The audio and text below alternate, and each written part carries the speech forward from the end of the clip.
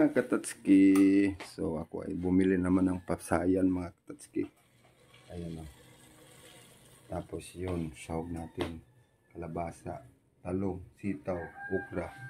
Tapos gagataan natin. Ayan. Alright, so lulutuin ko muna mga katatski. Bago ko lutuin mga katatski, pakuluan muna natin. Ayan, walang tubig. Tapos yung pangalawang gata, amo ko na ilagay dyan pag pumula na siya. Ayan na. Tingnan natin mga katatski. Ayan. Tumuyo na. So ilagay na natin yung pangalawang gata. Ayan.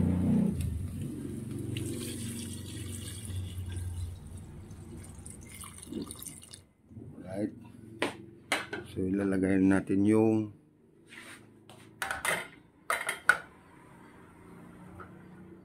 sili, lemongrass,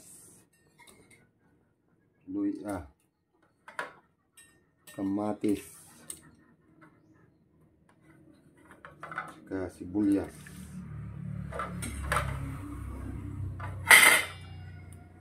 Buksan natin mga katatski. Ayan, kumukulo na siya. Ang unang gata. So ilalagay na natin yung kalabasa. Ayan. Tapos mamaya-maya ilagay ko na rin yung talong saka okra. Medyo mga 5 minutes lang.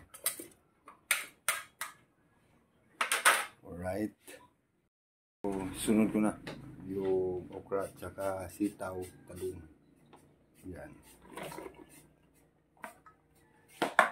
Tapos ilagay natin yung pangalawang gata.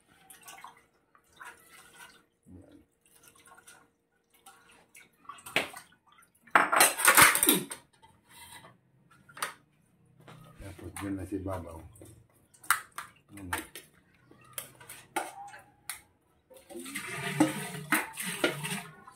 Okay. So takpan muna natin. Mga katatski, lagay natin yung bawing, sangig, pang pabango. Yan. Mamaya-maya maluto na yan. Tinimplahan ko na yan mga katatski. Yan. Saya natin. Alright. Hintayin na lang natin mga 5 minutes. Buksan natin. Ayan na. Katatski. Luto na yan. Yung ginataan nating sukpo or pasayan, kalabasa. So maraming salamat sa inyong panonood mga katatski. Thank you so much. Bye-bye.